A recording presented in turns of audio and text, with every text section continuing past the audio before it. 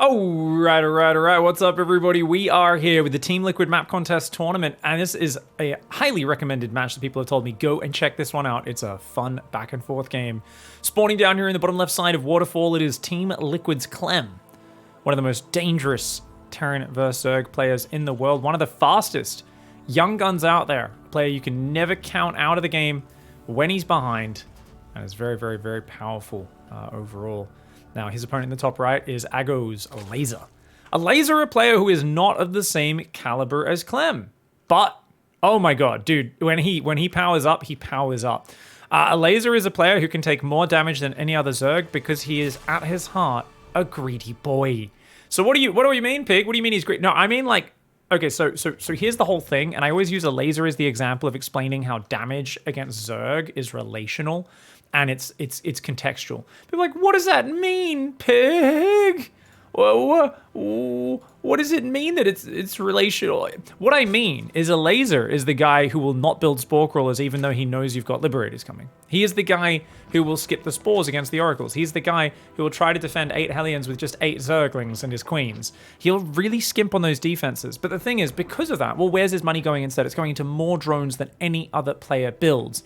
And that's actually really cool, because it means you can kill 10-15 drones, and against a normal Zerg, that's like really big damage. Against a Laser, it's but a scratch, and he's already got more drones coming out. So he forces you into these games where you kind of need to get more damage versus him than versus a normal Zerg player. And gonna need to bring the A game is CLEM to take that fight to him. By the way, guys, this is my favorite map aesthetically. There are birds flying around. Out of the potential new maps, this may make it on the ladder. I really hope it does. It's a rush map. As you can see, it's a very small map. Just look at the map. It almost looks like Overgrowth, but like half-sized. But look, there's trees everywhere. Like, it's kind of like this Protoss nature park. There's bloody rivers and waterfalls under these bridges and stuff. It really is just aesthetically my favorite map. And I wish we had more maps like this with more water features and greenery and all that sort of stuff. But we'll have to see exactly how it goes, as a small rush map is going to favor CLEM in a standard game. And a Laser's not really the guy who I think of as squeezing too many Ravager Ling timings in there. But, I mean, if there was ever a map to just go for a crazy Baneling bust or a crazy Roach Ling thrust, or maybe just mass 1-1 Roaches would be good on this map. That could be good. For now, though, the Reaper tax, you're going to have to pay it. Oh, we always talk about that CLEM Reaper tax and how on small maps it's so frustrating. 2 Zerglings, not too bad. Interesting, guys. A Laser just dropped an Inject, not a Creep Tumor. And he brings the Queen from the main to put the Tumor down. Oh, he's very clever. Oh, I forgot that he does this. A Laser has so many details like this. Him and Lambo are such bloody methodical studiers of efficient openings. The whole idea there being he wants the lava to pop out here because these drones are going to mine from this base. His main's already full of workers. So why inject up here and have the drones walk further? Why not inject here? Yes, your creep's delayed a few seconds, but it's still down pretty quickly. This is a very slight optimization, but this is the sort of stuff a Laser's known for, and if you give him freedom, he will carry that greed through. Hellions are on the way. We've got, looks like a pretty quick starport, so definitely a safer opening for CLEM. I think he'll go straight for Banshees. That being said, I still, like I said, think 1-1 Roaches could be massive, because it's a kind of tight ramp, but this cliff's pretty far back. Your third base is going to be pretty exposed out there. I mean, you could set up a central position of tank bio here off this third base. We'll see what happens. Queen is there. She's going to get bounced. Queen and more Zerglings running in. A Laser does not want to throw away too many Zerglings. So far, he's lost 4 Zerglings this game for nothing. That's not too bad. Does take the front third base. More and more Queens on the way. And indeed, it is Cloaked Banshees. Now, why would you go Cloaked Banshees? Why not go for that third command center so early like you normally do, CLEM? Well, it's a small map, guys. So he knows that at any point, a Laser could just shove out with a bunch of Ravagers, Roaches, Zerglings, and he probably won't even have time to get a bunker up. So as a result, he says, look, having the Banshees is going to weaken that sort of maneuver. And that's actually why these sort of small maps... Ooh, Hellion does get trapped. Good trade, good defense for a Laser. 1 Zergling for a Hellion. Basically ties up the units lost. So as I was saying, is this is the sort of map where I actually think if the Zerg player gets a lair and just does a big Queen Walk Roach attack, it's one of the hardest builds for something like what CLEM's doing to stop.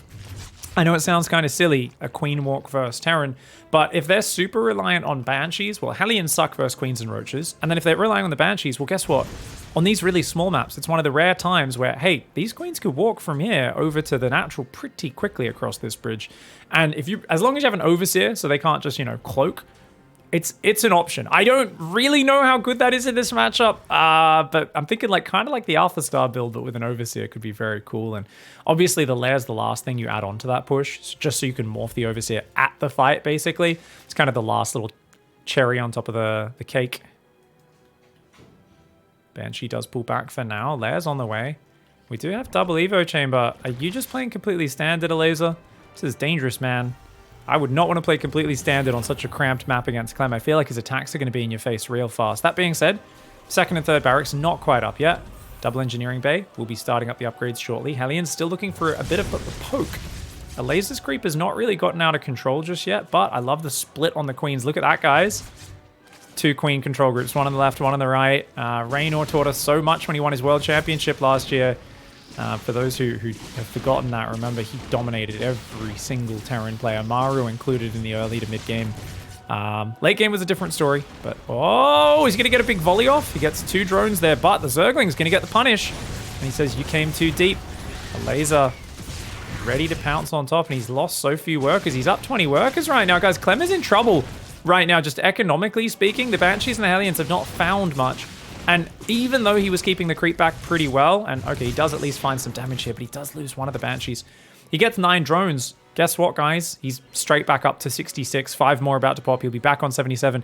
And as long as ELAZER keeps focusing on the creep spread, he's got freedom right now. So he should be spreading this creep all through the middle of the map. And that's the problem with losing your Hellions and your Banshees. 2 more drones do go down before the Banshee disengages. Well done.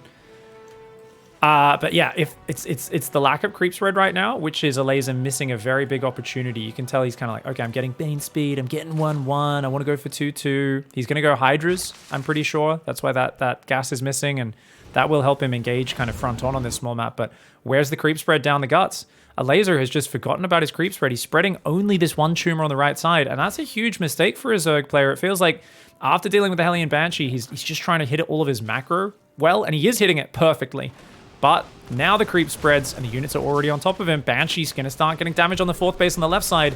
And CLEM, he's looking to slow down the Zerg play. He does not want to let ELAZER get another 15 drones up on this 4th or 5th base. Medevacs do have to pick up and pull back. Queens should just immediately replace this.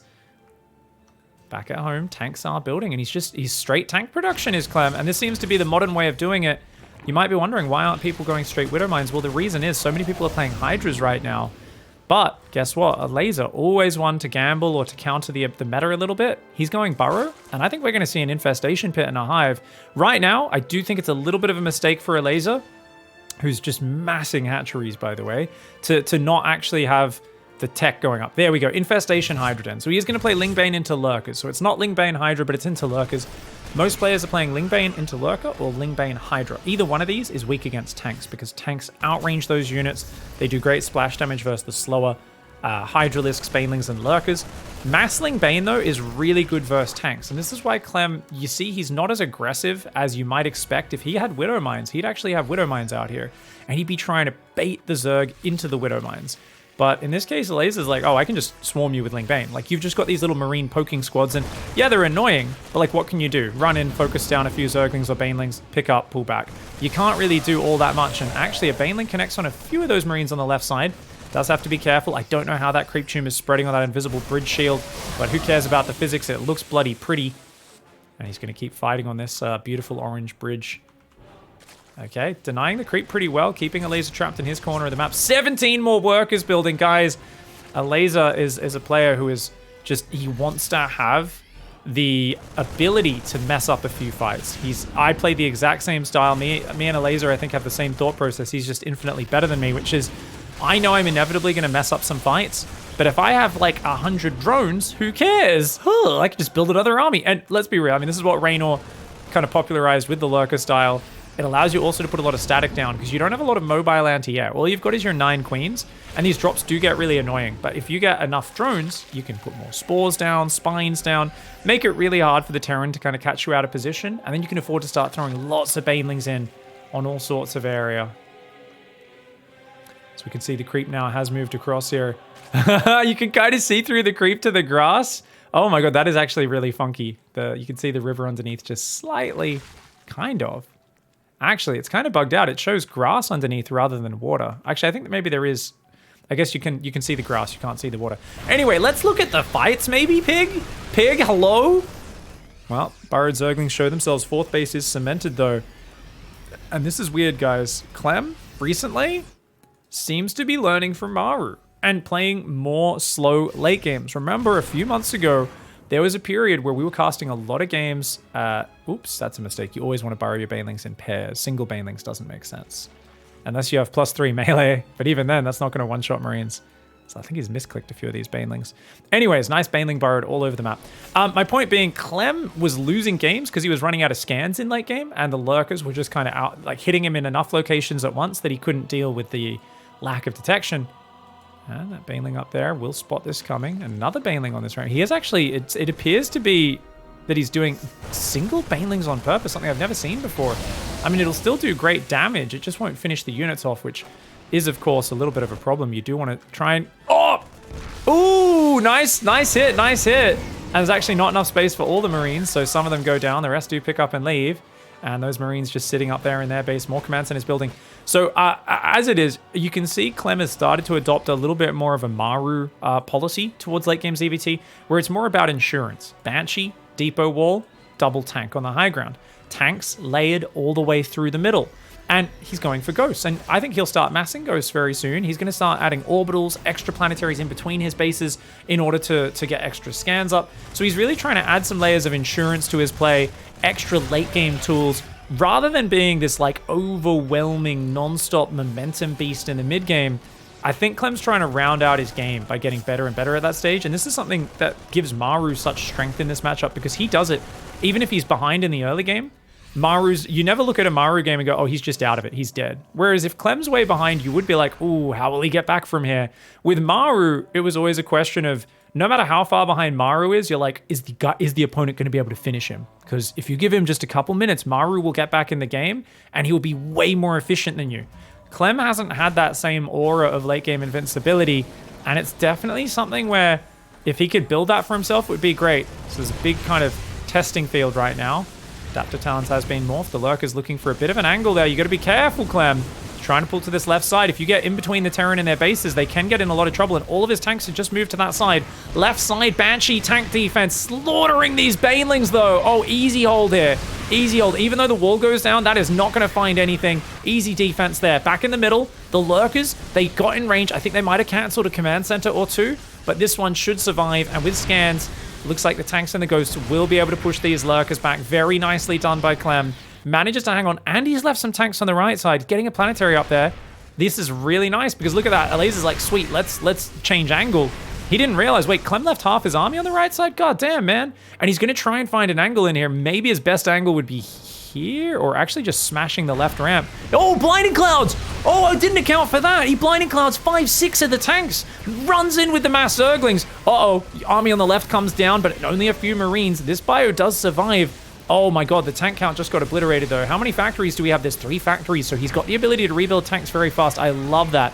Something Cure used to do was the triple factory tank versus the Lurkers. I haven't seen it in a long time, but that means CLEM is going to be able to reproduce his Ghost Lurker very fast, and he survives this thrust up the guts. ELAZER is still the much richer player though, and oh my god, he's out of scans. I'm telling you guys, running out of scans in this scenario is so frustrating. Oh my god. Oh, this is so frustrating. Oh my god. Can I please get a fucking scan? I'm telling you guys, I keep mentioning CLEM dying to not having enough scans in this matchup. And there's a good reason for it. It's because it happens a lot. And let's be real, even though he's trying to play a Maru style, Maru would already have the Iron Bank up. The Iron Bank, if we look at the structures tab, is when you get up to at least 7 orbitals, preferably 8 or 9, and it gives you an almost unlimited amount of both scans and mules, so that you can just play like this awesome late game. It doesn't matter if you lose SCVs because you've got so many mules, you've got so much detection, but hold that thought. Ghosts get caught on the ramp a little bit. Blinding Clouds again busting through these layers of tanks. Now, I think this is hard to push in deeper. I think ELAZER needs to fall back here. I think the final part of this fight does seem to be a little bit too deep. And look at that, the Queens, the Lurkers are getting taken down. If the Ghosts run out of energy, he might be able to do this, but I think it's time for a rotation. Maybe move to the left side. Ghosts do wander in. Where's the repair on that planetary? That planetary is dying. This tank is not in range right now. You need to shuffle these tanks forward. And he's rotating to the left side. He finds a tank there. There's still 2 more tanks on that high ground. Lings are so good in these moments where you've lowered the enemy's unit count. If you can get Lings on their tanks, Lings on their SCVs, it does so much damage. Speaking of which, another tank falls on the left. Lings are in that 3rd mineral line. The Hydras are dying. Yes, this will get cleaned up eventually, but the Lurkers are sieging the planetary. It's not repairing. Clem, he never repaired the planetary, and it goes down. Even though a laser, he's mostly distracting on the left side. He clears out all the tanks, clears out some units, gets some trades, but most importantly, Clem gets distracted and does not repair the right side of this. The ghosts here are sniping down the Lurkers, but you can see he's very low on energy, and this is that moment where a laser has tempo, and it looks like Clem may end up dropping down if he can't resecure this base. I mean, he is on 4 bases, remember. It's not like he got knocked back to 3 base.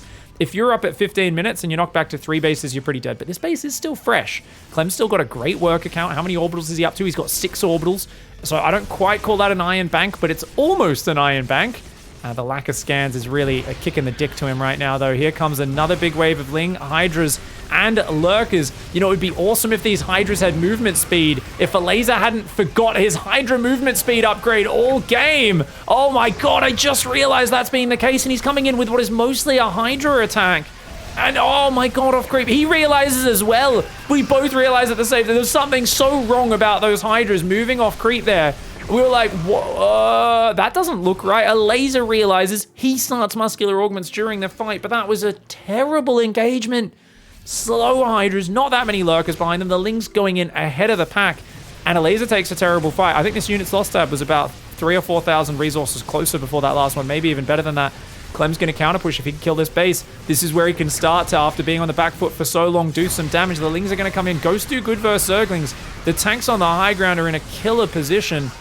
Laser buys himself time, but check it out. The multi-prong begins. Clem, the moment Clem gets any room to maneuver on this map, he's putting the pressure on a laser. And a laser realizes, I can't fight down this fucking alley of death. Look at this choke point. It's terrible. The Liberator there is going to reposition as well, even in late game while microing an army. Clem's multitasking is just absolutely impeccable. Repositions that Lib, creating more problems. And I'm telling you, when you know you've got the mechanical advantage like Clem does versus literally anyone, this situation is where no Zerg wants to be against Clem. And that's, he's got an army pushing you on the side that demands respect, and he's got harassments hitting you on the other side. And that's where a lot of players fall behind, and they feel like in the momentum war, they just lose. But a laser realizes that if he fights Clem on his terms, he'll lose. And that's why a small Zergling run by went in, got a few SCVs. He's going to keep trying moves like this because he knows he needs to kind of pull Clem's attention away. If he lets Clem be the aggressor, be the one who's attacking and fighting and all this sort of stuff and picking where those fights happen, that's where a laser will get severely outclassed. And to be fair, most Zergs will get outclassed. That's kind of Zerg versus Terran in the nutshell is, if you're the one who's just sitting there defending and your opponents are really, like, you know, good, equal skilled, or even better than you, it's a terrible matchup on both sides. Like, ZVT is a lot about where your eyeballs are, because a lot of your units, a lot of these interactions require micro. So if you can be a guy who's sending a few Zerglings here, a few Zerglings here, and attacking with a Lurker run by there, and jumping on their army with some Banelings at the same time, good luck to the opponent dealing with all that at once. Speaking of which, blinding clouds. There are a few more tanks in the back. I think we'll see a few more clouds go down. Indeed they do. Where is the reinforce? This base has to lift off. He's trying to evacuate. Evacuate. Good luck with that one, mate. I don't know how those SCVs got out of there. I guess it's because the ghosts ended up distracting and taking that volley to the face. Lurkers do take a few snipes, but is this going to be enough for Clem? Clem's going to get a few snipes. You'll notice, though, every now and then the Lurkers do hit, and a few more ghosts do go down. I'd love to see a laser quickly unburrow and run, though. One of the... Oh, he's going to go again! A laser, you mad dog! He's going to try and shove it! He's shoving for the victory! And those Banelings, if they find the workers, that'd be game-changing. If he can get these workers! And he gets them! The planetary goes down. A bunch of the workers fall, not all of them. Now, a laser. Lurkers are unsupported here. Clem tries to punish by jumping on top of it, but he did not quite have the numbers. That was still 8 or 9 Lurkers, so Clem pushing into that, trying to get revenge for losing his base. A poorly calculated decision, and he does end up losing not only the command center and a bunch of workers, but also a lot of his army. Only 8 ghosts are out. They're struggling for energy. He's got next to no Marines. Yes, he's got mass siege tank. The problem is, guys, the mass tank is very weak to the Viper. And those Vipers have been the great equalizer in this series. No! A laser! No! Your gases and your spore have full hit points. Don't you dare kill that hatchery. He realizes just in time and goes to the left side to suck energy off a different hatchery. Good. Okay, he's going to push. Oh my god. The Lurkers are just shoving it, even transfusing to heal. Oh, some pretty sick transfuses there. It does take out a few of these tanks, and he does get a few hits. One of the ghosts falls on the high ground. A lot of Hydras are going down now, though. Those tanks there are doing some damage as well. Think you want to give up this ledge battle. This is a bit of a wild fight for ELAZER. He's abducting 1, 2, 3 ghosts get abducted. He loses 1, 2 Vipers for that. Lings are going to run in on this left side. Exposed command center in the open. I mean, that reeks of desperation. A Terran landing an undefended command center next to your creep spread shows that he is in desperate need of some economy. Clem here getting battered back. The Hydras would love to confirm the kill on that command center. They know that would put Clem in the ground, but Clem is just out of steam and out of resources. And ELAZER here with a fantastic macro game, rather standard, rather straightforward on a tiny map. I said this is not the way to play against Clem on a small map. This is a dangerous way to play. This probably won't work. ELAZER says, shut the hell up, pig. I am in prime form. Takes game 1. All right, let's do it. It's game 2. Chance for the comeback on another one of my favorite maps. It's Emerald Princess. I don't know why I say the map name like that, but let's be real, guys. There's only one way to introduce Emerald Princess. And it is like that. There's little emerald diamonds. There's lovely trees. There's little emerald, I don't know, broken pylons. I don't know what these are. There's Protoss that are holding little emerald crystals. It's a pretty map. Down here on the bottom left-hand side, and it looks like he's going to get proxy barracks this game. There goes ELAZER. Ah, look at that. Okay, now this is an interesting proxy location because that's quite far in terms of walking. Unless it's a Reapers, unless it's Reapers, and it's Barracks Gas, which means this is going to be a 2-Rax Reaper Rush. So he's going to build a second Barracks here, and he's going to try and rally Reapers, jump them up this oh, that's a fat ledge. Look at that ledge. Oh my God, that's like a whole observation gallery. Is there a theater down here? Do people stand on there and like watch the crystal fucking shake and have electricity? I don't even know, man. Let's go check it out. Gas pool, hatch gas pool, let's go. So we got 2 barracks. Second gas goes down, and that makes sense because you'll probably want to go factory pretty quickly to get Hellions out. Expansion will be very delayed with this build order, but ELAZER has no idea it's coming, right? And ELAZER, if we look on his camera, he's like just setting up his rally points, doing his normal things. So the first Reaper, it's going to be, yeah, pretty much right on time. Going to pop just after 2 minutes. Pretty good for a proxy barracks. We've got the orbital on the way. Second depot will go down. And you see, second Reaper should start up. Slightly light on minerals. Oh my God, that actually took an extra second. It was like return some minerals. You'll notice Clem here, very sloppy. He has not doubled up workers on 2 of his mineral patches. So he's actually played a little less efficiently than he probably should have. Now he's going to go for a bunker by the looks of it. I think that's what this SCV is for. It could just be to add some damage with the first Reaper. Taste my drill. No, he's going to go for the bunker off to the right side. Once again, just short a couple of minerals here. And this is, I think, a few seconds delayed just because of his lack of optimizing his workers. Clem, though, does get a drone, almost gets a second one. Okay, Zergling's coming out now. Reaper is going to dance backwards. Spinecrawler. I do like a Spinecrawler here. I think it's a fantastic way to help defend this. The Queen wants to probably stop the bunker going up because that bunker helps those Reapers control space. The Reaper's doing a good bit of damage so far. All the Zerglings very weak. Nice Spore trick to save that. The Queen pops out and she says, get out of here, you cheeky dicks. These are my babies. Get away from my kids. The Reaper goes in. Doesn't quite get the snipe, though. The Reaper's going to... Oh, you don't want to lose that red hit point Reaper, mate. Put that red hit point Reaper in the back. And Clem here, he's trying to get hits off without getting hits returned on him. Behind this, the factory, halfway done. Link speed only now starting.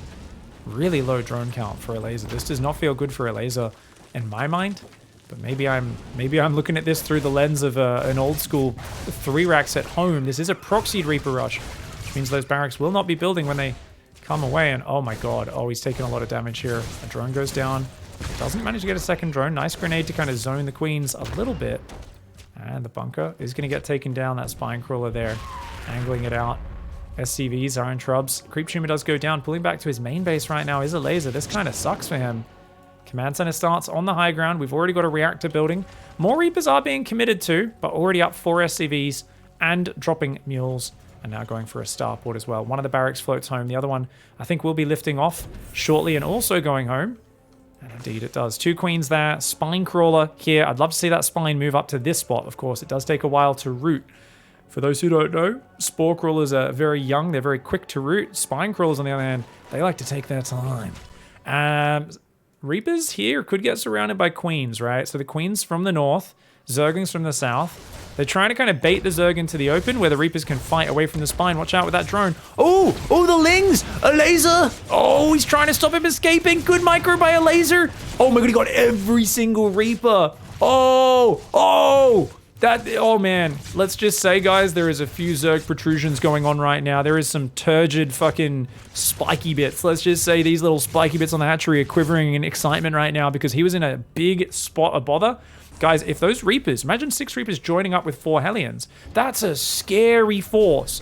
Zerglings, a couple Queens would never be able to secure this third base. But now because he kills those Reapers, it's just a couple of Hellions. It's not that big a deal.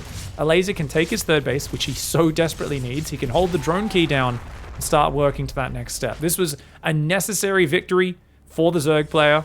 Gets him back in the, not the win column, not in the advantage column, but in the I'm not dead anymore column for sure. And he's got a big supply advantage, which is definitely something. Third command center is on the way though, and we're about to see battlecruiser start up in a few seconds. So it's not like this is, oh man, look, Terran's so far behind in supply. It's like, yeah, because he's got a third command center already and is about to build a bloody 6 supply unit, isn't he?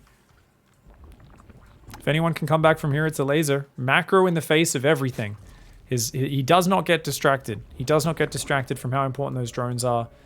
Keep thinking about some of his recent Zerg versus Protosses. I think it was versus Trap in Pigsty Festival where Pride of Altaris, the laser was like, let's take a gold base and also build 90 drones. And Trap kept catching him out with timing attacks, as did some of the other Protoss in that tournament. But a laser is I think, you know, he was kind of like just not quite hitting his scouting and stuff, but it was kind of insane to see someone have a gold base and 90 workers at like the 8-minute mark of the game. I was like, what are you doing, bro? This is insane. And if he had another 30 seconds, he probably would have won those games. Nonetheless, 52 workers versus 37 is pretty good. He sees the fusion core. Now, in this scenario, your lair's going to be miles away. 8 queens, 9 queens will easily defend 1 battlecruiser. And the thing is, did he confirm that there was stim? He didn't confirm anything, so he doesn't know if it's mech or bio. Probably assumes it's bio though, and to be real, they might just stop at 1 battlecruiser. They might not bother with Yamato, right? And if they just go 1 battlecruiser, you don't need a Spire. You don't need anything other than queens. I would have put a second Spore in my main. A laser says, nah, 4 queens will do the job, and look at that. Clem goes straight in, and he even pulls the drones. A laser's like, oh, did you want to kill some drones? Did you want to click on some drones? No. Here's what you get in the Zerg Lucky Dip today, Mr. Clem. Here's what you get. I can't believe you just blinked in the middle of my mineral lane, you idiot. 4 queens, a half hit point battlecruiser, and if you want, a sympathy prize is a single overlord kill. And honestly, a laser's got to feel bloody good about this. Look at how much damage he's done to the BC. It's killed an overlord. He can transfuse and save this one if he chooses to as well. Yeah, you know you want to. Hellions do get a few creep tumors in the top spires on the way. He's going to play Muta ling-bane. He says, well, it's an excuse to play mutas. The fact that there's a battlecruiser out there might be a second one on the way. Mutas will shut that down. This is not a bad map for mutas as well. As you can see, there's a lot of space through the middle of it. These are boosty zones, by the way. If you break these rocks down, there's boosty zones all through the middle of this map and the sides of this map. So some really interesting areas where fights could happen. That also is a very thick section of line of sight blockers there. Keep in mind that could come into effect later on, especially to the Terran's advantage, using more ranged units up against the very ground and melee-based Zerg army. Now, melee carapace starts up. Spire will be finishing shortly. 69 workers for the Zerg. Now, that is a massive number. Not just because 69 is big, but because it's the best number. The only number better than 69 when it comes to your worker count is 420. And that's something you can't get to unless you're playing a mod. So definitely something to watch out for is the power of the 69 worker ling-bane muta. 60 SCV Terran. Clem, he's gone back to full bio tank, and I don't know, I feel like he's kind of just got to give up momentum and turtle, I was saying. So if you give up momentum and turtle, it's called going momental. Clem is going to have to go momental. Oh, he's going to get surrounded. Oh, a laser could have gone for that. Clem's Hellion micro is so good that it's kind of scary though, so I understand not wanting to get in that problem. Armory is down a little late, so his 2-2 will be delayed momentarily. Still going to be an upgrade advantage on the Zerg, of course. If you go mutas, you are naturally behind on those workers. And mutas are gathering in the top of this map. Hellions will spot those mutas. There's a battlecruiser up there. No turrets down just yet. He's got 23 Marines. Don't think he noticed those mutas up there. And oh, they're ready to catch this medevac. Look at this. Uh-oh, Clem, watch out, buddy. Watch out. Mutas from behind, ling-bane from the front. The mutas are just going to... Oh, he does just click on the medevacs. He loses 2 mutas immediately, but the medevacs should go down Banelings do kind of get distracted. 8 of the Marines get saved. The other Marines do stand backwards. Good defense by CLEM. That could have gone a lot worse for him. Burrow is now on the way. One of the most consistent Burrow users and abusers out there. The Terran players are like, oh man, why don't Zergs just use more Burrow Banelings? They're so good. It's really hard to use. But ELAZER for years, this has been a mainstay of his Zerg versus Terran. It's why his EVT is so fun to watch. I'm going to make more drones than other Zergs. I'm going to Burrow Banelings more than them. And I'm going to avoid fighting you front on like it's a goddamn plague. Like a lot of the time, unless he knows he's got a big unit advantage, really do keep your eyes. I think at some point we're going to see big ling-bane attacks trying to come in here. CLEM, of course, kind of prepared for it. He's already got a tank behind the wall and one on the high ground. So you can tell that CLEM's played against ELAZER a lot. And there's like this meta where it's like CLEM knows ELAZER's comfort zone is smashing lings into the bases whenever CLEM tries to attack. So CLEM is like, well, I'm just going to leave my tanks at home all the time because I know if I move out, you're going to go around my army, you're going to backstab me, and I'm going to be in for a bad time. So it feels like there's a lot of respect between the two players. ELAZER not being as crazy with those counterattacks as he normally is, and CLEM, on the other hand, is just kind of saying, let's go to 4-base, go to late game, I'll beat you with my ghosts in the late game, I'm a better player than you. But that last game with the Lurkers definitely looked scary for him. This time around, though, it will not be that transition. Transitioning off mutas into Lurkers is very hard. And I do expect Ultras to be the eventual transition, but it's a while away. In the moment, I think ELAZER is just going to look to smash over the 4th, kill it, and then reset. Now, right now, CLEM's kind of poking forward, and ELAZER's kind of ready to fight it, but he's going to get antsy. Very soon, he's going to feel a need to go kill this 4th base. Because if CLEM isn't trading with him, and ELAZER hits his max, which he's about to hit, it's really nasty. You don't want to be sitting on your max for too long here as ELAZER. I expect him to reinforce this army on the south with another 30 or 40 Banelings. And at that point, he will smash the planetary on the south. That being said, CLEM kind of ready for it. Widowmine starting to spread down here. Marines, battlecruiser. Army on the top still skirmishing. CLEM being very cautious, just looking for good trades. But where are the Widowmines? Doesn't look like he has many. 2 Widowmines coming from behind. They're going to burrow. Watch out, ELAZER. Those Widowmines could be killers. 16 Marines get out, but a Thor does get overwhelmed. Another Widowmine goes off, but still a lot of Banelings somehow avoiding the splash damage. Banelings in the mineral line! Juicy Lucy. Good section of SCVs got killed there, guys. Looks like they didn't host this one up on the WCS Game Heart mod, as we are not getting those pop-ups for the kills. Marines there on the side as well. For those, of course, who are just tuning in, this is from Wardy's TLMC tournament, the Team Liquid map contest tournament. So big shout out to Team Liquid and Wardy for hosting this and getting these guys playing on these brand new maps. Big shout out to the map makers as well for creating such legendary maps. That Thor picking a fight with the mutas. The mutas do not want to fight there over the production. The battlecruiser does come in. The Queen's going to very slowly chase that off. And the muta count up to just 17 right now. 96 workers for ELAZER, but he has not started an infestation pit. Now, this is something, getting stuck on lair tech, it's a strength. It's also a weakness and a big disease of Zergs when they play muta ling-bane. This fucking battlecruiser will finally go down. Takes down a bunch of mutas, though. Infestation pit started. That tells us ELAZER wants to go hive. He wants to play ultras, but he's nowhere near it just yet. He's got to finish the infestation, start the hive, start the ultra cavern, and go forwards from there. We've got the ling-bane running 4th. Baneling's running on the south side as well. Let's go. He's going to go and try and push this back.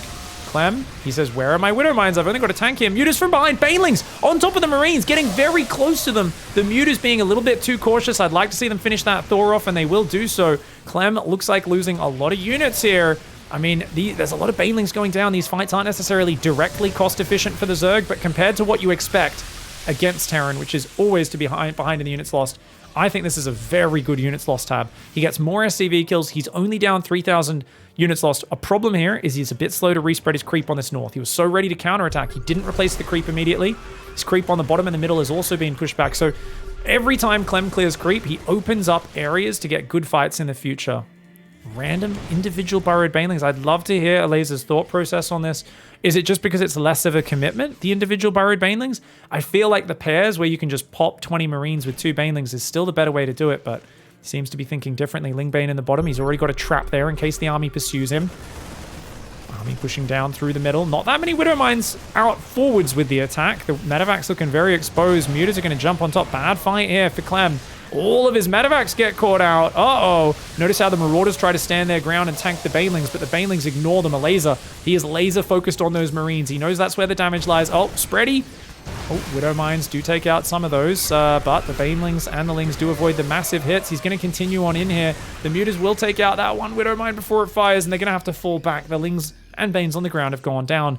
Once again, though, maintaining equal units lost. This is fine for ELAZER as long as he stops fighting head-on. If at one moment he swings in and kills this base, bam, he should just win this game. He's already ahead in supply. He's up 30 workers. He can trade all day. I can trade all day. And I'm still sniping planetaries, except you're not sniping planetaries, ELAZER. And ELAZER knows the importance of this. I've talked to him about it before because he's had some epic games in this matchup. And a lot of the time, historically, at least a few big times in big tournaments, he's gone, man, I lost this just because I didn't take out that planetary. You can't let a Terran keep mining off 4 or 5 bases when you're playing ling-bane muta, because eventually they're going to take an amazing fight. You know, he's been lucky so far as ELAZER. Part luck, part skill. He's taken very good fights in the units lost tab. Oh no! Muta's running into 2 Widow Mines at a turret! Get out of there! Get out of there, ELAZER! Heal up! Heal up! Okay, he does lose a lot of mutas. He's up to 28 total mutas dead in this game. The triple Widow Mine there doing very well. And this is where there's got to be a bit of urgency. Yes, the Hive's almost finished, plus 2 flyer attacks on the way. Guys, it's 3-3 upgrades for the Terran player. His Widow Mine count grows. Bad fight for CLEM. Again, though, ELAZER's ability to find these good fights is really impressive. But it's when you chase him that you start running into bad Widow Mine shots. And of course, remember that ELAZER, he kind of wants to keep fighting the whole time, because he knows that at max his army's going to be very weak with such a huge worker count. But finally, Adrenal Glands, 3-3 upgrades on the way. If he gets the spare gas, he'll try to make an Ultra Cavern as well. Trying to build a Spore and a Spine here. Couple of workers go down. I think that was just 6 workers. But even that is nice. It pulls the mutas home, pulls the attention home of the Zerg player. CLEM trying to keep him back. CLEM is going to add a second factory, interestingly enough. Is it a second? No, it's a third factory that he's building. I think he's preparing for a potential tank swap if he has to play against Lurkers in the late game. Still has not made his way towards Ghosts yet. Not the most important unit against ling-bane muta. Just mines, Marines, Marauders, some Thors in there for splash damage to punish clumped up mutas is kind of what you want. And there we go. Widow Mine only hitting a single unit. And that one's going to go down as well as it fires. Lots of mutas on the right side thinking about going in. There's 2 turrets, not much else there. Ling-bane's going to run forward. Ooh, doesn't feel like a great fight, especially with the Thor just pulling back, getting out of there. Denying one of these hatcheries of ELAZER. ELAZER's going to dive! Goodbye, missile turrets. The mutas will come in from behind. Down there. The Banelings not really getting the hits that I would have liked to see them grab. They get a couple of SCVs and a turret, bringing it up to a total of 24 SCVs killed and just 8 drones this game. 8 drones only. Not a lot of damage being done to ELAZER's economy. It's all been skirmishes in the middle of the map, and that means it's going to be all about efficiency in the long run. Can CLEM get that efficiency together? Look at these spreadies from ELAZER. He's been very good and consistent at avoiding big Widow Mine hits, but then, oh no, the mutas accidentally run through Widow Mines there. Just as I say that, I kind of curse him a little bit. The muta's going to get some medevacs here, though. If he can take out those before they fire, and he does! Takes him out. Very nice. Okay, so he's going to try and kill a few SCVs on the disengage. This is a 6th base. 1, 2, 3, 4, 5. Yeah, number 6. 6 bases for the Terran. That's scary. He's still making mutas, lings, and banes only is ELAZER. And that's, I mean, he's still up in supply. All the minerals look great. His gas count definitely struggling, but he's mining those 2 gases on the bottom. He's mining these 2 gases on the top. I think he's doing a very good job as ELAZER. Takes out another Widow Mine before it can fire. It's a few of these Marauders as well would be very nice. Big Thor splashy on the mutas, and he saves it again. Oh, CLEM's been very good at getting extra Thor shots off on those mutas. Those mutas should probably get out of there. Oh, planetary dies, but a lot of mutiling bane goes down as well. And remember the gas count. Remember the gas count. Oh god. Remember. If you lose your mutas and your banelings, it's hard to replace those at this point where you've got big mineral bank, very little excess gas. He's going to go in again. Could get a big hit with this. Okay, the Widow Mines do not hit the Banelings. The Banelings very happy with that one. That allows the Lings and Mutas to get another Thor and a bunch of SCVs on this base. Oh my god, guys. ELAZER? He's denying the 6th base. CLEM is so rabid trying to fight for this base, but he just can't hang on to it. And ELAZER showing that Mutiling Bane can still make it happen in 2022 against an absolute god of the game in CLEM. This is not what I was expecting to see. I mean, the last time I saw him lose to Mutiling Bane, I feel like was Dark. And that was a low economy Mutiling Bane where he just killed him with Ling Run Bys, basically. That has not been the case. This has been an ELAZER and a CLEM fighting in the middle for map control, fighting for creep control, front on this entire game. That being said, oh, those Marines microing very well. There's not many Banelings left in the front, but the second layer of Banelings does look good. The Thor does go down. That base looking very exposed right now.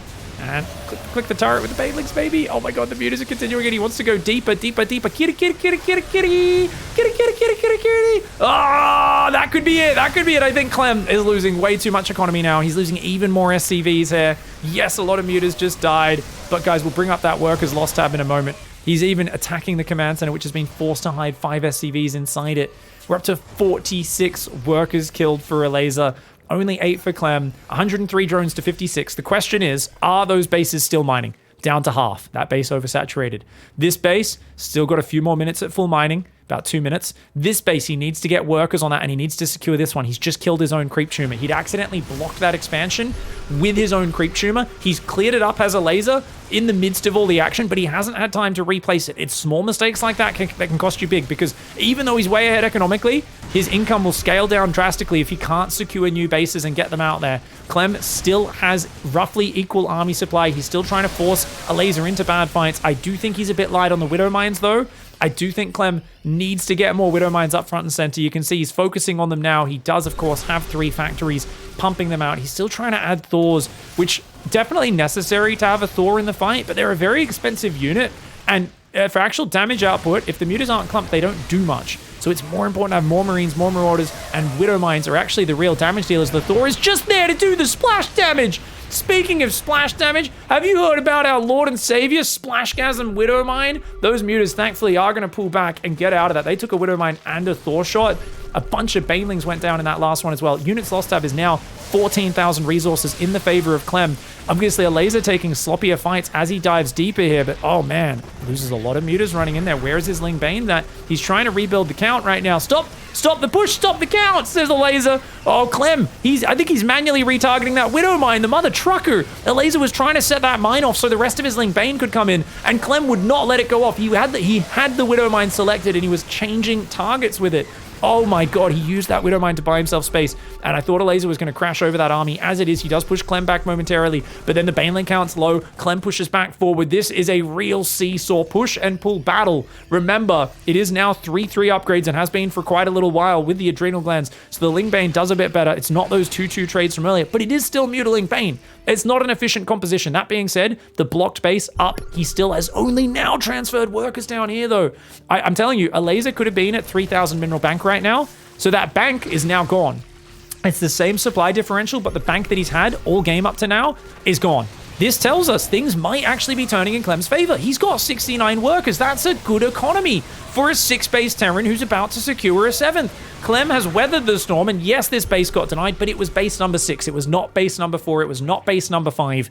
And Clem, he's taking a 7th on location on the top. If he gets away with that, ELAZER's going to be effing mad. If he loses this game because he lets him build a command center literally next to where the battle's happening and ELAZER just didn't spot it the whole time, ELAZER will be so friggin' mad. It was ELAZER's turn early on in this game to harness the power of 69 drones. Now it is Clem's turn to literally flip this game upside down and say, I have 69 SCVs, my army's about to overtake yours, and you're out of supply. Your army doesn't get better in this spot, mine does. Pressure is on you to trade. ELAZER, though, finds the command center, and that's a very important cancel. No, he won't get the cancel, and even the SCV building the command center doesn't get sniped.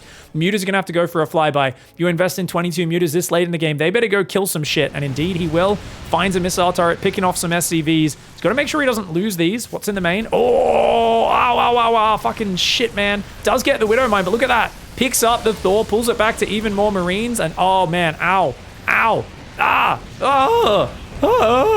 He's lost 85 mutas, make it 86 mutas. No, the Thor almost baits the mutas into their death. A lot of mutas just went down. The Marines are like, please try to run past here so we can stim and kill you all. Oh, here comes the ling-bane. The mutas trying to come in from behind the banelings, and the mutas and the lings trying to deny this base. The banelings would love to find those drilly boys. Drilly boys! Hide, drilly boys, hide!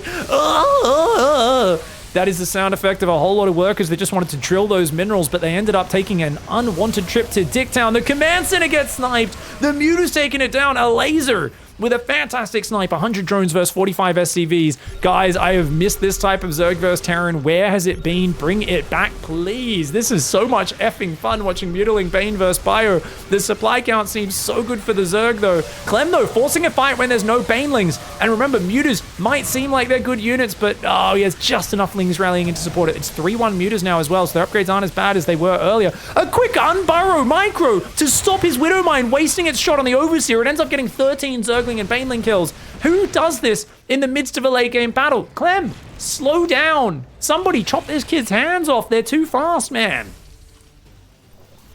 New command center is lifted to the top side. These bottom bases, both down to half minerals. Barely any minerals left there. That base, reasonably fresh. We'll be full mining for another minute or two. This base up here, completely fresh. Clem right now is in I must hold this position mode. He needs more Widow Mines, and he needs to stop pushing on creep as well, in my opinion. I know he's trying to keep the fighting up here so he doesn't have to move to the south side. That Thor. Okay, he saves a Thor. Oh, the Widow Mine. No, Elazer. Okay, Elazer did lose quite a few units to that. Not too many. And, okay, just getting on the base, Elazer says, look, if I'm on your base, I'm taking a good fight. The Banelings, are they going to take a good trade? No. They killed a red hit point Thor. They damaged another one. But while you're running away from those Banelings, mutas say, no command center for you. Got your command center, Mr. Terran. How do you feel about that one? Clem right now, he's on his last legs and he's looking rather dead. I think Elazer has sealed the deal, to be honest, guys. The supply count keeps widening and it's fresh base mining. Yes, it's double the workers, but he's got 2 fresh bases in the bottom. He's got way too many drones. I mean, he should just start long distance mining this base on the right. Actually, I guess that's his last fresh base. Clem's army supply is still close enough that there is still hope. I don't think there's much of a chance, but with only ling-bane muta and a forgotten viper that's, I don't know, hidden somewhere on this map, who knows where it is. The ling-bane muta is going to go in. He's got to watch out. Every Widow Mine could be deadly. 26 kill Widow Mine instantly gets promoted to commander rank as it takes the Zerg to D-Town. And, oh no, another one's going to go off. Ah, another juicy Widow Mine. Okay, Elazer. These fights have been a bit nasty. I think it's time for Elazer to get a run-by going, man. Imagine if he sent a run-by. They've just been fighting on the front all game long, and at a certain point, guys, I've got to get a little bit racist here. Well, is it racist? Continentalist? Regionalist? They're both being a little bit fucking European, aren't they? Oh, I'll fight you on the front. I couldn't possibly go around and attack you on the back. Dude, you've got ling-bane muta. If he sent 40 Zerglings to hit the rally right now, it would be a game-winning move, but Elazer only wants to win on the front. And that's what Europeans always want to do. They're so stuck. It's like, honestly, I mean, Europe's pretty modern these days, but when I watch StarCraft, sometimes I do think the European StarCraft players are fucking 17th century generals who meet in a field, and they're like, oh, shall we fight here, good sir? Yes, it does seem like good conditions, but please agree to not flank my cannons. And you're like, fucking, it's warfare. Fuck him up where he doesn't want you to fuck him up. Don't agree on where the battlefield is. Clem would love to hang on to this base right now. Elazer's gonna do it out of desperation because those last few fights went really bad for him. The Mutaling is gonna run around, but denying these bases, this is a really bad target. These are actually both entrenched positions with little value. The real trick is running past this command center, especially if you break these rocks, into the natural. Go past the command center and just run past into the natural. And you can hit this spot and the natural, because the rally point is the problem. If you can get in on this production and depots as well, that might be effective. But you can see, 19 kill Widow Mine. Oh my god, is Clem gonna resurrect himself in this game? Guys, he's up 30 army supply. The Viper runs to its death. Elazer, wait, ling-bane run by on the north at the same time. Okay, shitty fight on the south, good fight on the top. The SCV count of Clem not looking so good anymore. He even burrows some Banelings in the mineral line. Chad Gamer Elazer. Chad Gamer Elazer, man. Okay, check this shit out, dude. So we've got Muta ling-bane here.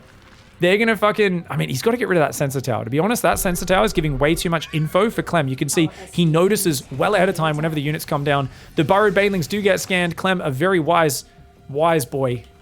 He has lost 100 workers this game to just 8 drones. Elazer's workers, I keep talking about how Elazer can lose more drones than a normal Zerg. Well, when he loses 8 in a 27-minute game, it is pretty damn epic. He's now got the bottom right base up as well. Guys, remember, Elazer doesn't have new bases to mine from. This base here, very fresh. And Elazer's running out of minerals. That base is down to half, so he's got 2 full bases on minerals right now. The income tab, it's not looking as good as it was a few minutes ago. And this is the thing, as a Zerg playing this style, you're really going to run through your bank quicker than the opponent. And, oh, a lot of Banelings go down on the south side of that. He dives in. He gets a few units, but another bad fight. And I think Elazer, he's going to smash a planetary on the bottom, but once again, a low-value entrenched target. And I feel like these are diminishing returns in these fights. You can see now there is a 25,000 resource advantage in the units lost tab for Clem. And I've got to ask, where are the ultras? I've got to ask, where are the ultras right now? Because I think they would add so much. Having a few ultras to go in with the counterattack or to flank in on this army. It's so marine heavy. It's not super duper marauder heavy. And you're going to have to, or maybe Broodlords. I mean, I think efficiency to close the game out has to be there. A laser finds a Thor on the backside, does lose a few mutas for it, but I think it's an acceptable trade. I say as he hits 114 dead mutas in this game, which kind of hurts my soul.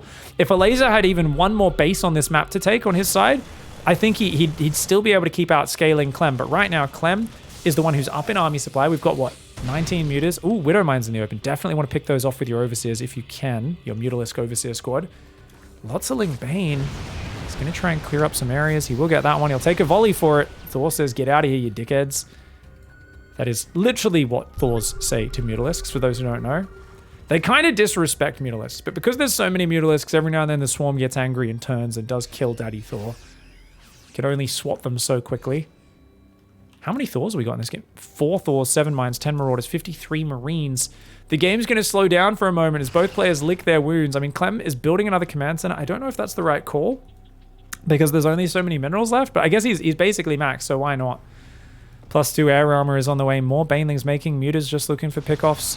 And ELAZER is going to need to swap into efficiency mode. I talked about ELAZER as the sort of Zerg player who likes to just have more workers so that he can make sloppy fights, so that he can get away with making some mistakes as I burp into my microphone in excitement.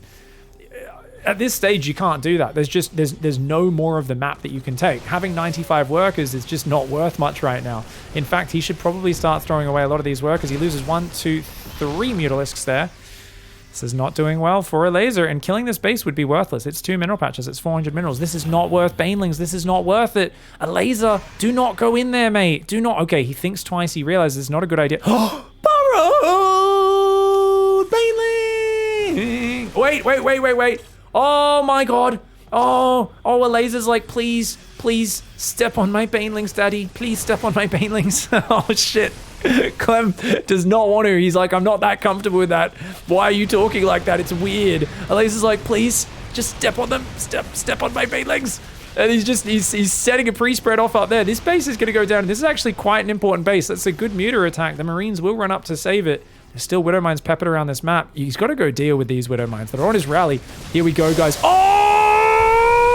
He just got like 30 Marines. I'm sorry, I only caught the edge of it. There's so much going on. Oh, Clem stimmed down to support his units that had pushed forward. The burrowed Banelings got off, and like a giant explosion from beneath him. Oh, Clem loses a big pack of Marines, but he brings down those units that the mutas had pinned back. Get out of there. Get out of there, ELAZER. Don't be fighting those Marines head on with those mutas. These 2 Widow Mines are causing a ruckus. This here is fucking Tom and Brady. 11 kills and 5 kills, and they're going to keep killing units at Rally Port Pass. You got to go deal with Tom Brady over there, mate. He's just going to keep on fucking throwing him. Okay, Brady's dead. Only Tom's left, but another couple of kills there. Anyways, we've got up here. Okay, that command center is still mining pretty fresh. A couple mineral patches there. ELAZER's mining is getting lower and lower. This one base in the bottom right will keep him going for a few thousand more minerals, and that's going to be where he runs on out of resources. Muta's still flying around. He's still adamant about winning with ling-bane Muta. The Thor should go down. Oh, big Widow Mine hit, got 12 kills, and the Marauders. Oh! Where did that come from? Where did that go? It's 25 kill commander. Oh my God. Oh my God, there's so many points I need to rewind to in this game. Whenever this game ends, I need to just rewatch from 30 minutes onwards, and we need to just rewatch the Baneling Bomb and every giant Widow Mine. I don't know where that other Widow Mine came from. I don't know if it burrowed in the fight, or he retargeted it, or it kept changing targets just because its targets were dying, but it ended up getting a massive hit. Now that's a good Baneling spready. He just set off like 8 Widow Mines for a handful of Banes. If he could capitalize and jump on top, there's no Widow Mines guarding this army right now. Mutas say, hello, Daddy Thor. He says, get out of here, you stupid Flappy Birds. Yeah, when there's 20 on 1, the Flappy Birds do, in fact, win that battle, and that Widow Mine goes down without firing as well. The Mutas are doing a lot right now. Base in the top, still looking defended. Funnily enough, guys, 10 Zerglings could ravage this base right now. 10 Zerglings could ravage it, and once again, it does feel like ELAZER getting trapped in the trap that so many Mutalisk players get trapped in, where they think ling-bane equals fight army on front, muta equals backstab. But in fact, it's in these sorts of games where remembering the moment where you can just get 10 or 20 Zerglings in on an undefended worker line that is actually way more high impact than a muta run by, because Zerglings, for those who don't know, each Zergling actually does more DPS than a Mutalisk. A Mutalisk does 12 damage a hit. You might think, well, the Zergling only does 8. The Zergling attacks like 3 times as fast. Actually slightly faster than 3 and a little bit attacks for each Mutalisk attack, and they only do a few points less damage. Obviously, the Zerglings are way less cost, way less supply. They're expendable as well. But, man, he's got to defend this base. There's still 4 mineral patches. There's 2,500 minerals on this base, as well as 3,000 gas that he really would like to be able to mine. Oh, Widow Mines. He set off the Widow Mines up here really effectively.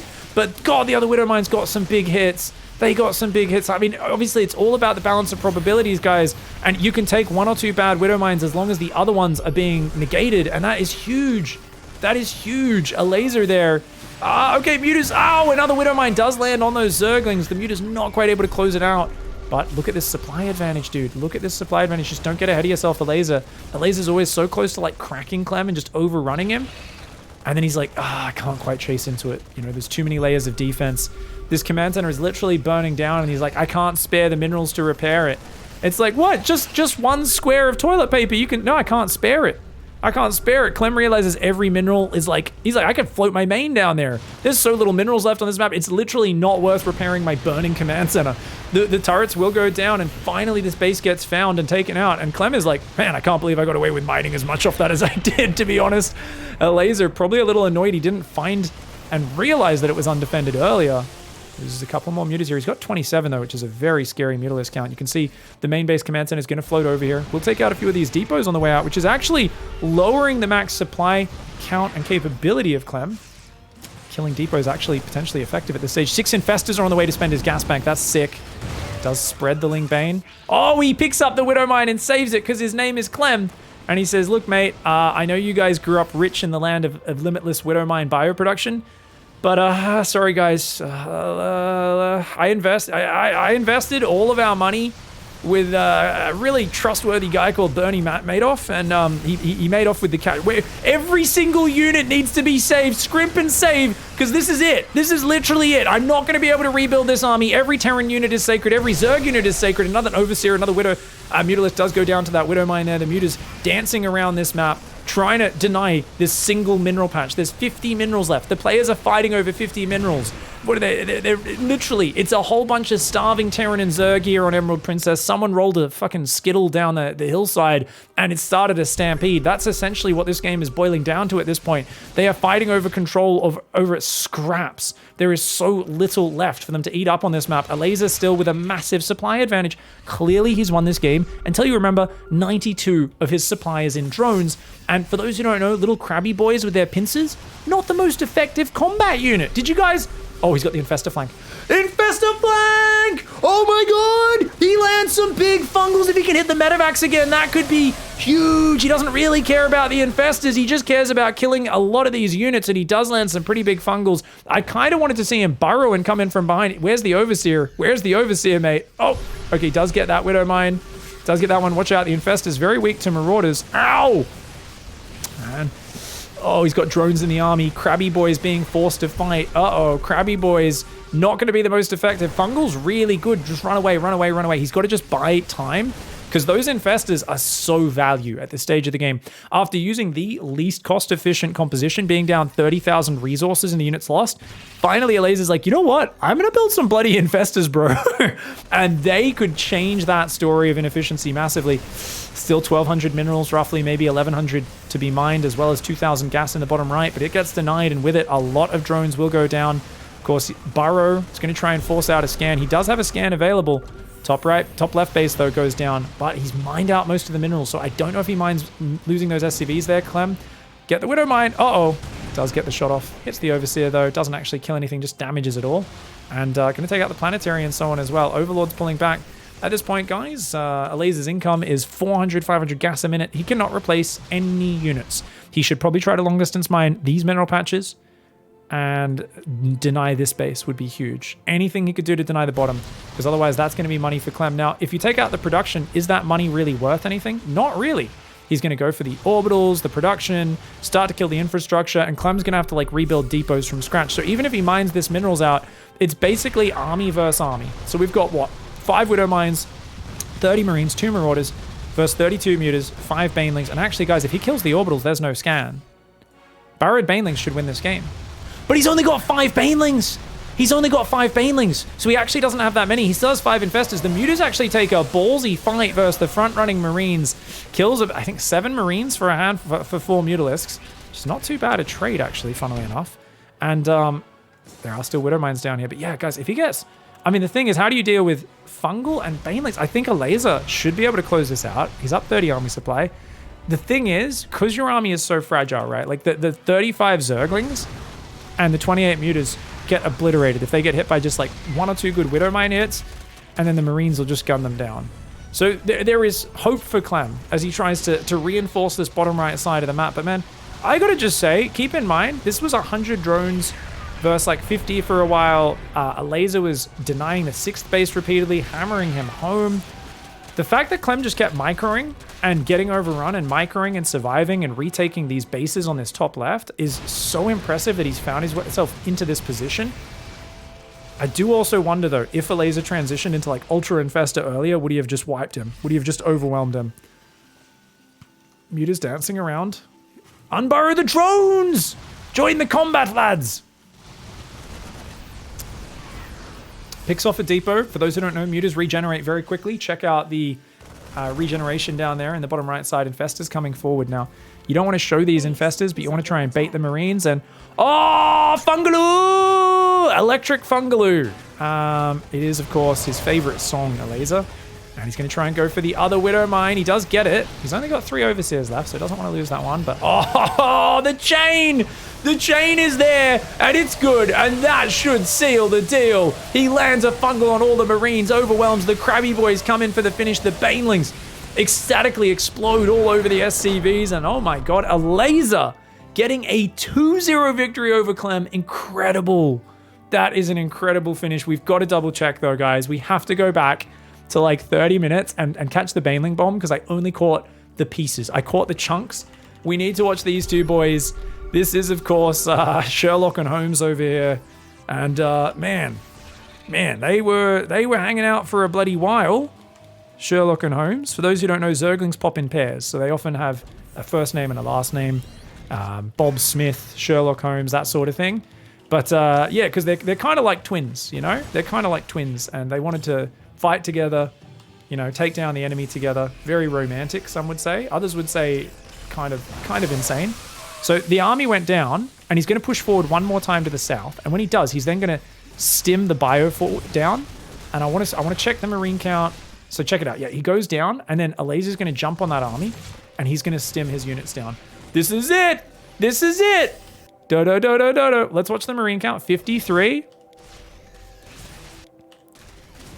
52. Oh!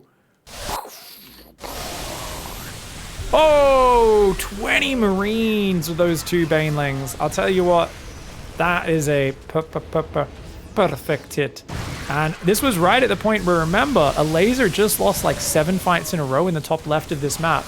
Remember, he was almost equal in units lost, and then in like 20 to maybe 23 to 30 minutes, he lost a bunch of battles and lost like 20,000 resources in the units lost advantage. And he was actually in a really bad spot, so he kind of needed that. And that helped him hold on to this bottom base and mine so much more of it out. That was so sick. There was also that Widow Mine over here. One of these Widow Mines in this fight a little bit later, I also want to watch that. It was about 32 minutes or something. So yeah, there's 2 Widow Mines here, right? Check this out. Okay, guys, we've got to see, because what happened with these Widow Mines? Was it Clem's micro? You know, okay, let's select. We've got Clem's unit. We can see what he's got clicked live in the bottom right side, okay? Okay, so the first Widow Mine fires, and that just fires on a bunch of Zerglings, gets 12 kills. Not bad. Now, the other Widow Mine, I don't know what it's doing right now. I don't think he doesn't click it. It looks like it just kept changing targets. Oh, so what happened is the Zerglings that it kept targeting on kept dying, so it kept finding a new target, and then it tags onto a muta just as a laser turns around. And this is the worst case scenario as a Zerg, guys, is when just when you turn around, the Widow Mine fires and you lure it back into your ball of units. And obviously your units get maximum ballage. You can see it's midair. Oh! The muta drags it into the pack, and that was not even a Clem skill move. That was literally just, it happened to be wasting its attack for whatever reason on the units that were dying. We'll watch it one more time, guys. I want to show you guys that one more time. Yeah. Sorry, let's go back just a few seconds before we finish this up. Check this out. This is one of those things where I always talk about how if you have enough firepower near your Widow Mines, they won't just fire on random individual Zerglings. This will naturally happen a lot more And you got to be wary of this as the Zerg player as well. So it burrows, and you can see it's tracking onto this Zergling. You can barely see this line, but then that Zergling gets shot by a Marine and dies. So it tracks onto this Zergling over here. You can see this line. But then obviously, that Zergling gets killed by Marines before it can fire. So then it changes to the next closest target, which is this Mutalisk that's right over its head, and that's right as the army turns around. Oh! Damn, man. Well played by ELAZER, though. And I think what was really cool is there was some massive Widow Mines in this game, but there was a lot of Widow Mines that killed 1 or 2 Zerglings, 1 Mutalisk. They, you know, friendly fired their own medevacs and Marines, and it's kind of like what I said, it's like the balance of like the probabilities, and like you will take some bad Widow Mines, but the real power that pro gamers like ELAZER have is they don't get tilted, because yes, they take some bad Widow Mines, but they defuse like 7 or 6 out of 7 Widow Mines get very, very low hits, right? And that sort of stuff. Like I remember there was a fight over here a bit later where there was like 3 Widow Mines that did nothing, and then 1 Widow Mine killed half the Zerg army. And you've just got to take those in stride, because for the Terran, it can be just as frustrating, because that splash damage can be inconsistent, and it can be kind of out-microed to a certain extent. But this was an absolute jewel of the gods. What a legendary best of 3, and I was not expecting this to go ELAZER's way, but damn, well played, mate. Well played. Gets the 2-0. GG.